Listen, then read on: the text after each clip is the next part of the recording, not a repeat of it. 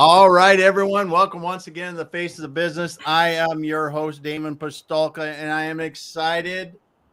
I got to say, doubly excited today because we got two guests today.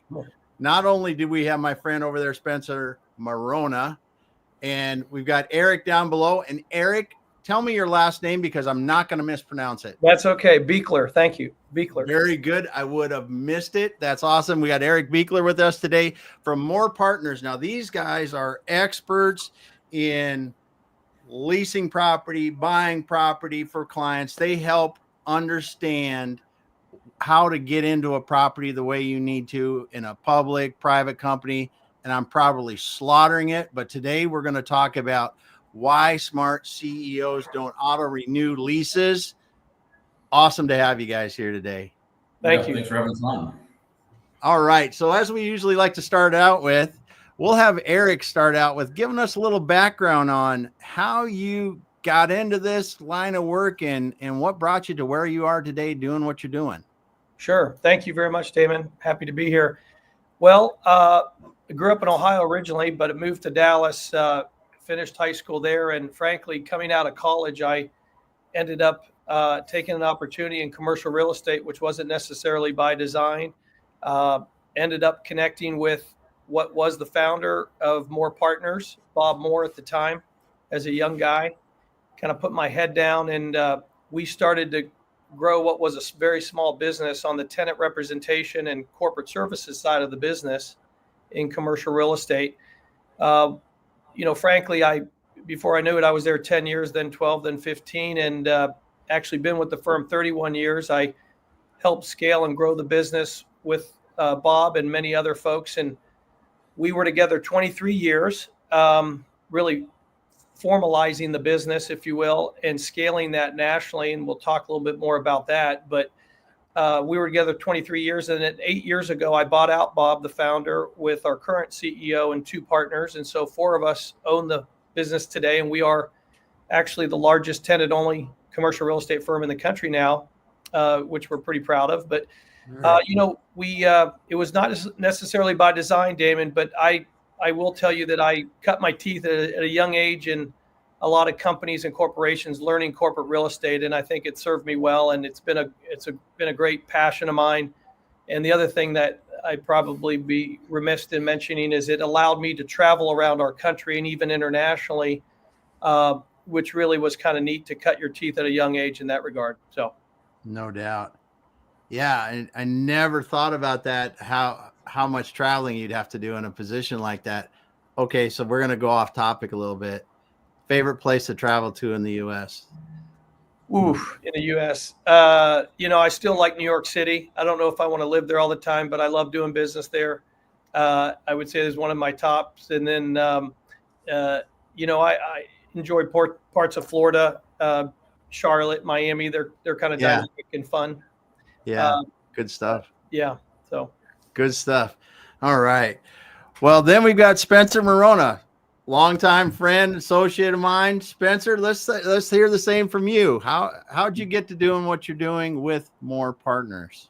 Sure. I didn't have as much of a straight path as Eric did. I'm really excited to be with Mohr Partners today. But going back, I've been in the industry and business for a little under 25 years, and out the gate, my first job was with a tenant representation firm locally here in Seattle. And I did that for about 6 or 7 years. And that's right when crap hit the fan in 08, 09 with the Great Recession. Yeah. So if you were in your mid to late 20s, it was hard to stay around in the business at the time. So I took a detour, went to work at Amazon for a couple of years, learned a ton, fascinating company. There's a reason why they do so well. But I wanted to get back into real estate. And so I actually got into management and leadership with a couple of, one with the world's largest investment real estate firm, and then a local one in Portland, Oregon. And from there, I realized I kind of want to do this on my own. I don't want to be married to one company. And so I started a leadership and consulting firm. About probably 85% of my clients were in the commercial real estate space. So it was working with small and medium-sized commercial real estate companies and helping them. A lot of brokers do really great in brokerage. They go out and start a business on their own, and they don't realize how difficult it is and how many things need to happen in QuickBooks, et cetera. So helping them build infrastructure, recruiting brokers, training brokers, scaling their, and moving on to the next one. Well, I'm a team guy. You know that I played football at the University of Washington, and I miss that. I mean, there's only so many pat on the backs I can get myself, or candid feedback as well on your own. So it just happened that I was out in the market looking to get back into commercial real estate, and from everything that I've seen over the past 20 years, I knew for sure that I wanted to be on one side of the market, and that's working with tenants and occupiers. And it just so happened that the stars aligned, and our CEO, Bob Shibuya, we connected. And so I'm opening the Seattle office and growing the market in the Pacific Northwest for the firm. And I started that at the beginning of the year, and I get to work with guys like Eric. So I'm excited. Nice. Yeah. Nice. So we're here today. We're going to talk about why CEOs should not auto renew leases, or why smart CEOs don't auto renew leases. So let's go into the commercial real estate climate right now. So Eric, you get exposed to this across the world and globally. Before we got on, you said you guys have offices in Mexico, Canada, and India. So let's talk about first about the commercial real estate market here in North America, and what are some of the things that are kind of affecting how people are approaching their commercial leases? Right. Well, first of all, at a high level, we do represent what you would consider portfolios, small, mid-sized to large portfolios, and that's owned and leased real estate, right? Most companies don't do a great job of managing appropriately the size of the portfolio they have. They don't pay attention to some of these deadlines, critical dates, and then even managing what we call CAM reconciliations and the cost. So the occupancy costs that clients have and tenants, these companies are constantly managing their real estate, but sometimes it's a cost to do business. So if many companies that their core business may not be real estate, but they're squarely in the real estate business, right? Marketplace, because of supply chain, storage, distribution, 3PL, logistics, you name it. And so here's what they're all challenged by is how in the world do you budget over the balance of this year and even going into the next couple quarters? We've got tariffs. We've got really interesting interest rates that we're not sure. Is the Fed going to pop it a couple more times down? All of those things are challenges, that the CFOs and COOs are managing, and they don't all have quite the right answer. But one of the things we can bring to bear that helps is getting out in front of critical dates and expiration dates. When you know the market like we do, you can leverage. Like as I've told people, you can out negotiate a lot of people if you've got time on your side and you have good data. Those are critical components. That's all we do is negotiate, Damon, on a regular basis, in all these markets. But the market overall is quite healthy, to be fair. And not sure that's on the front page all the time. Mm-hmm. We're in a lot of main markets, what you would call tier 1 and tier 2 markets. Let's take the NFL cities by way of example. Most of them are doing very, very well. Retail's coming back. It's not cheap like it was before. There's more occupancy. Industrial continues to be incredibly strong. And office has got some challenges, no question. But I'll tell you the sector that's doing quite well is the trophy assets. So the flight to quality, if you will, of tenants and clients moving their people back to the office is in high demand. And most companies are paying actually more per square foot to have a better showcase, if you will, for their employee base. And they're okay doing it. Where you really have challenges, Damon, is if you have a nice building in a second tier market and it's a B building, right? It's not an A, it's a B. That's a tough game because you've got to really convince, you got to put some capital in it. You got to increase the amenities. You got to do things to compete with the real shiny new one that's 2 blocks away. And that's a challenge. So that may help. Well, I can speak to a recent change that I helped one of our clients do, and they definitely upgraded in the quality of the building, and really took a step up in that. And I think a lot of companies, when they're considering that too, one of the things that they might miss is that how will that really affect their business? Not and from both the customer perspective, but an employee perspective. And I think it's good to see that companies are stepping that up because it makes a big difference in what I've seen. They are. Image and culture is important, right? It's a little bit like the locker room. The culture matters. I will tell you, I was in, just to give you a perspective, probably in the last 6 weeks, I've been in front of 7 companies. And when I mean in front of them, I'm talking about it's either CFO, CEO, COO, et cetera. And to a person, not only do they all talk about the tariffs, which we can maybe talk about, and the lack of budgeting and the lack of security of the budget, but the other part is most of them are going from 3 and 2 to 4 and 1, talking about days off and work from home, right?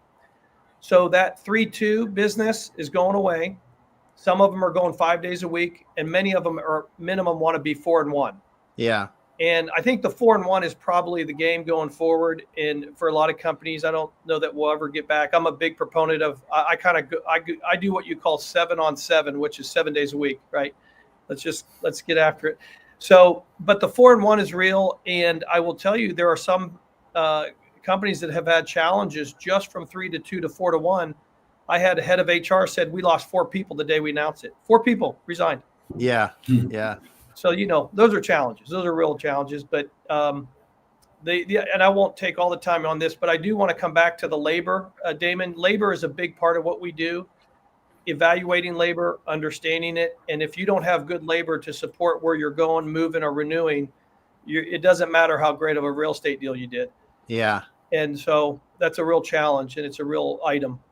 It is. And especially when you're talking about, if you're going from 3 to 2 to 4 to 1 and you're making people commute further and other things like that, that's a real consideration, because right. I mean, let's be honest, we get used to what we get used to. That's it. And some people, as you said in that one example, it's not worth it for them to continue working if they're going to move farther away and have to go to the office another day. There's no question. And JP Morgan's our bank. We have a great relationship with them. I represent a couple of consulting firms, and I can tell you those types of groups that are highly professional, one of the errors they made, and I think Jamie Dimon absolutely agrees with this, is they waited too long to correct. And so what you just said is correct, which is you form habits, don't you? Yeah. They went too long with that environment, and that's hard to undo. Yeah. And we didn't quite do that. Now we're private. We were able to make some changes and things, but it's a real challenge that's out there, frankly. So as we're talking about this, let's talk about tariffs first of all. And then I want to kind of go into, the nuts and bolts of, you talked about some critical dates and other things. And I really want to talk about that a little bit, but so what are people talking about out there renewing leases when they're talking about tariffs and just the whole, how is it affecting the commercial real estate market? Eric, I'll let you take this one. Go ahead. Yeah, sure. So two real examples that I just want to kind of disclose it. I represent 2 companies that have to do with ports. One of them is one of the larger owners of ports in the world, not just in the U.S. The other one is Ports America, that actually is one of the larger stevedores in the country. So they're on every port, right? So these groups really understand how product gets moved around this country and supply chain and all that. And so we deal a lot around that. And the reason I bring that up is they're certainly on the front end, and they're feeling these tariffs and seeing the change in volume. What it does to the user of real estate, like big box industrial space or even light manufacturing, obviously it depends about their exposure to China in different places, but certainly China is starting to get replaced, or at least talked about, that they're going to move to India. They're going to look at a Singapore. They're going to chat, and I will tell you, they have to be cautious because it's not a quick fix. Number one. Number two, there's actually some other really encouraging places around the world, including the U.S., that is now becoming quite attractive. And I think Trump's doing a pretty nice job trying to make it valuable to companies to bring some of the jobs back, right, that were overseas. But to answer your question directly, and it's really across the board, it's really hard to make the decision. So a company's looking to do a build-to-suit, or they're going to expand next quarter. Now with the tariffs, what's happened is it either kicks the schedule back because they want to wait and see, and they want those tariffs to find their own, water to find its own level, which I believe it is happening. But how quick will that happen? And then what if we have another spike? And what if we change it? So I think where Trump has been a bit of a disservice is it's hard to gauge, right, the next play.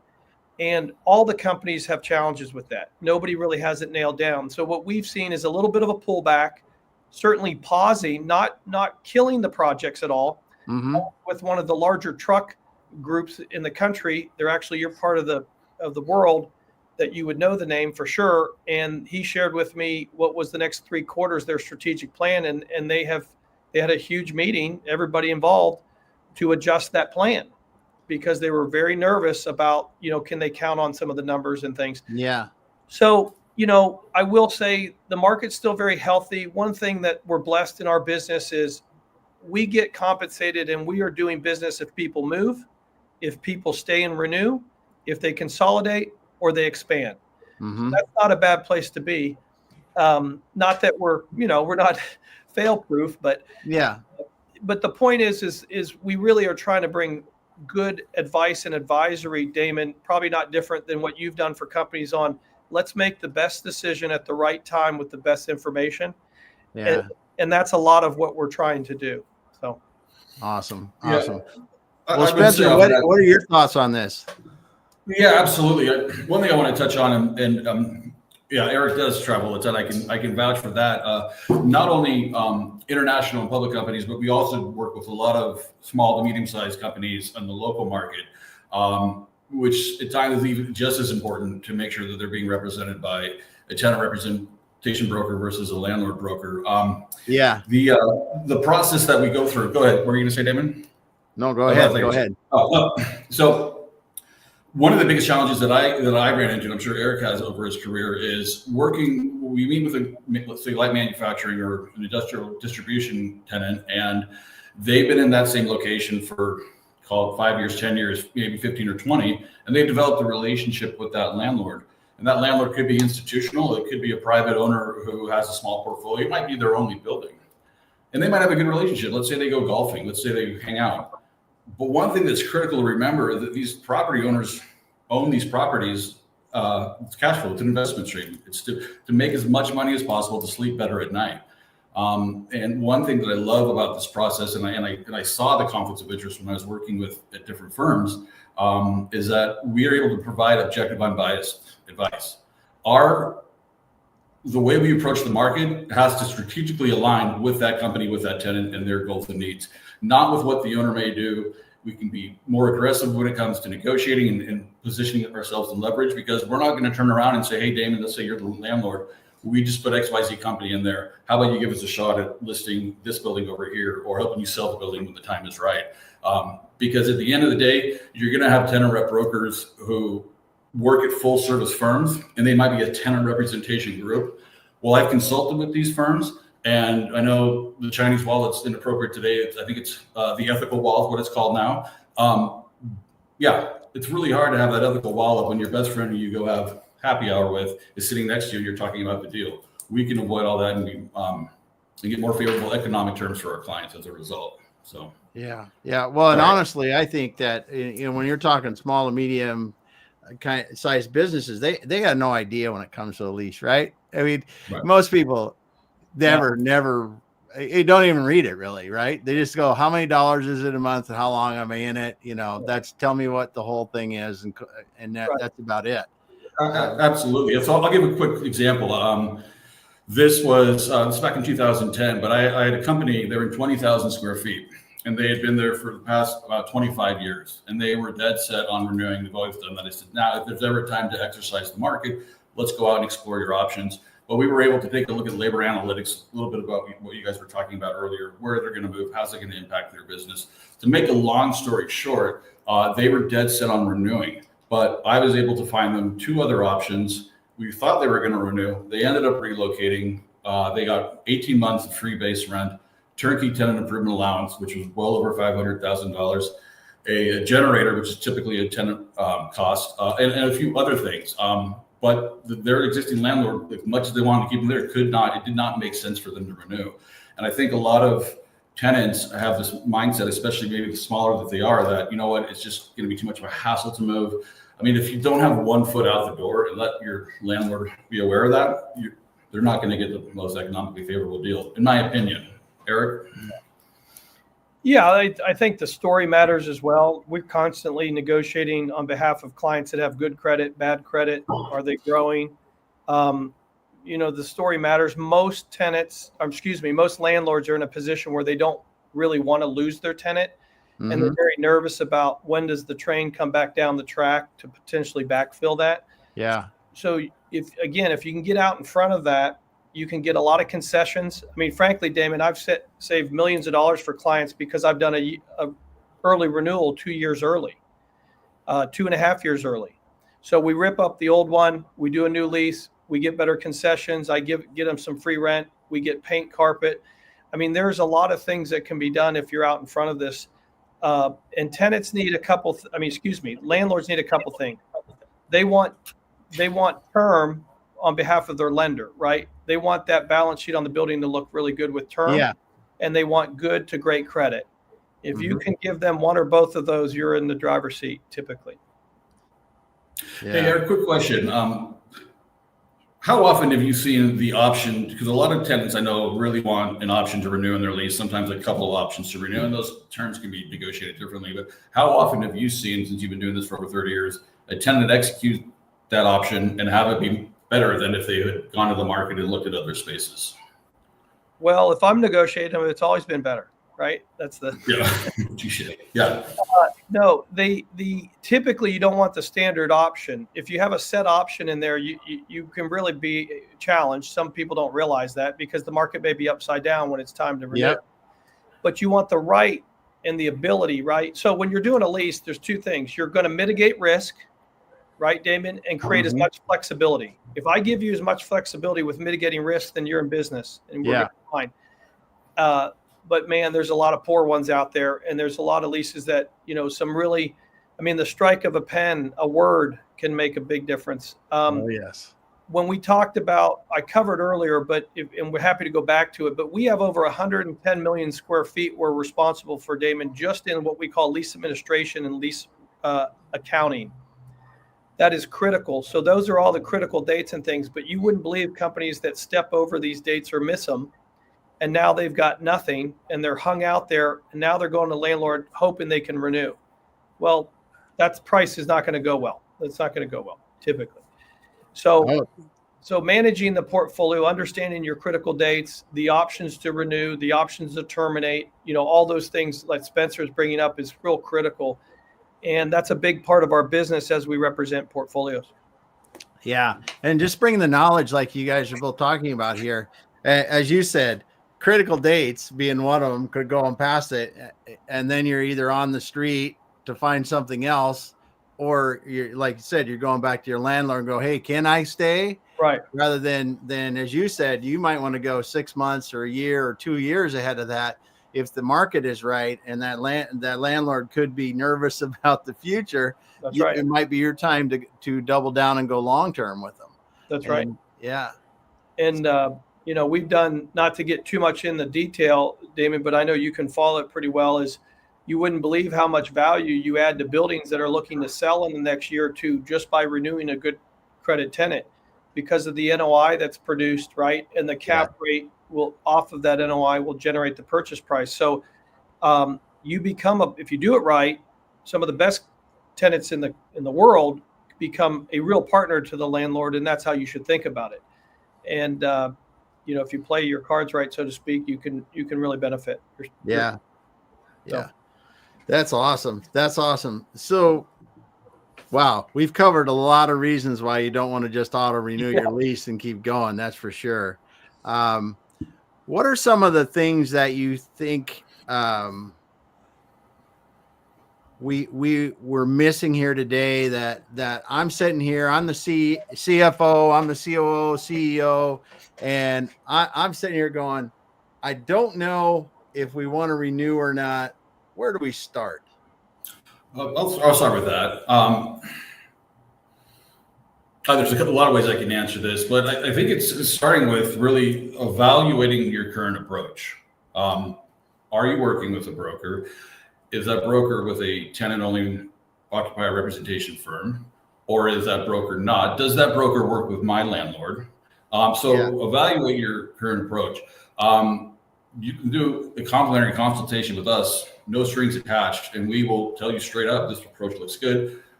This is how we would approach it a little bit differently. Compare the methodologies, and then if there makes sense to set up a transition plan, that's something we can help with. It doesn't lost on us that this is a relationship-driven business, and there are going to be relationships in place.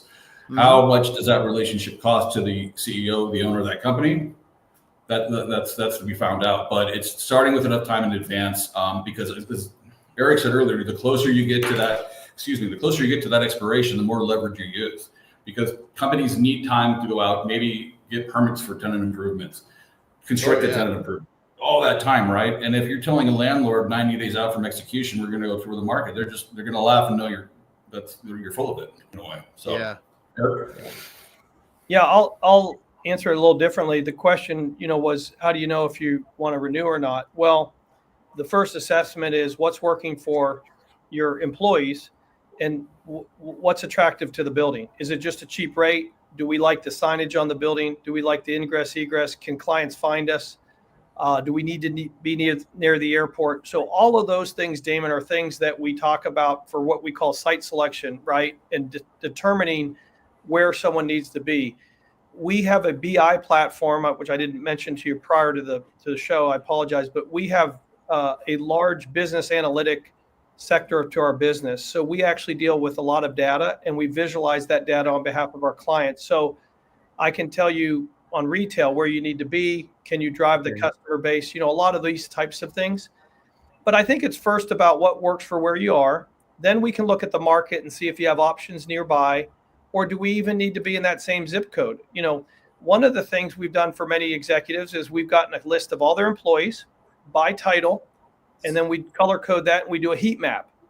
And we show that if we stay within 5 miles, we got a retention of 87%. If we go 6 miles this way or 4 miles this way, right, we've got some challenges. Yes. So what are the drive times? What are all those things? So we do all of that. It's not just here's some buildings, let's go look at them. It's much more thoughtful than that. And then when you get into economics, okay, we've got the rate, but how is it managed? Is that a good landlord?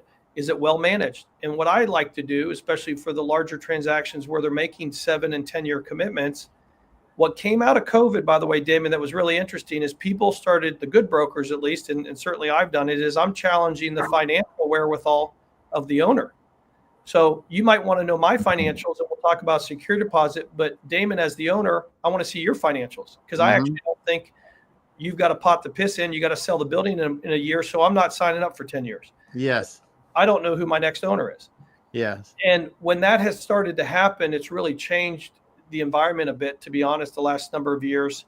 And some of the best owners do really well, as they should, and they advertise that. And some of these other owners, they try to jam you sometimes. And it's important that you understand, do they have capital to run that building at a level at which you're paying? Mm-hmm. If that makes sense. So I think that is overlooked for sure.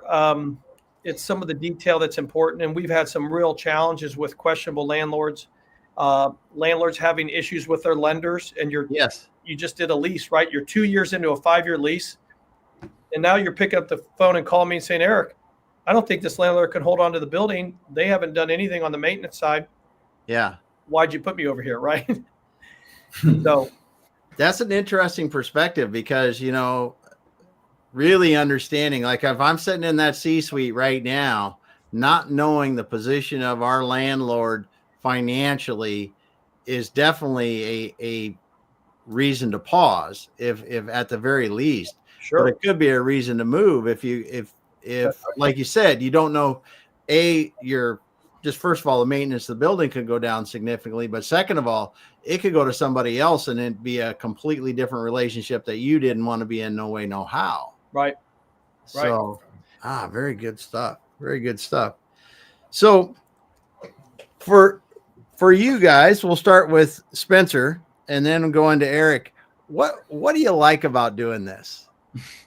What do I like about doing this? Winning.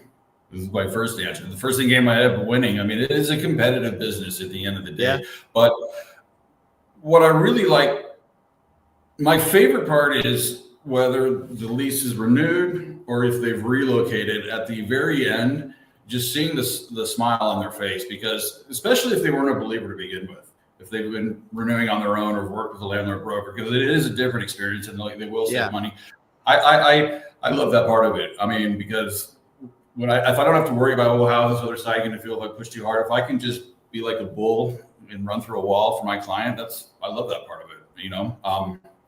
So I like the competitive nature, and I like seeing them save money, whether they're reinvesting that back into their business or whatever it may be. But I can't think of an unhappy client that I've had with this process. So yeah, I like that part. And with you, Eric, what do you enjoy about it? Yeah, I think, look, it can be a tough business. It's not for everybody, especially early on. I think there's no question the competitiveness, but it has afforded me to see a lot of parts of the world in the country. But probably more importantly, I've been in and out of so many companies. I think one of the things I tell my kids that there are a lot of really well-run companies doing fine. However, there's a lot of companies that are quite average, that are large companies that are not well run, and it shows you what you can do in today's society. And there's nothing standing in your way. And so we can bring, I think every day we get up, we have a chance to really make a difference and do really well in our sort of making a living, but we do solve a lot of problems. And I think that's probably a bit rewarding for me, especially as I've gotten older. You know, I helped a client the other day with something that had nothing to do with real estate, nothing. And they called me and said, we'd like you to be a consultant for 3 months because we think you can figure it out. I mean, that's pretty neat. And that's different. Yeah. And so because you get into these companies, and we're under a lot of NDAs, I probably should have mentioned, you know, I know some publicly traded companies that are buying companies before they buy them, or they're in an M&A scenario. And that's kind of neat because you feel like you're in the market, right, Damon? You're familiar with that, I think, with your background. And that's kind of neat. And so, yeah, it's a hell of a, it's kind of a big field trip. I say, you know, if you followed me around the last few years, I do get in front of some pretty neat companies. And even if we don't get hired sometimes, you learn a lot through that. So. Yeah, that's for sure.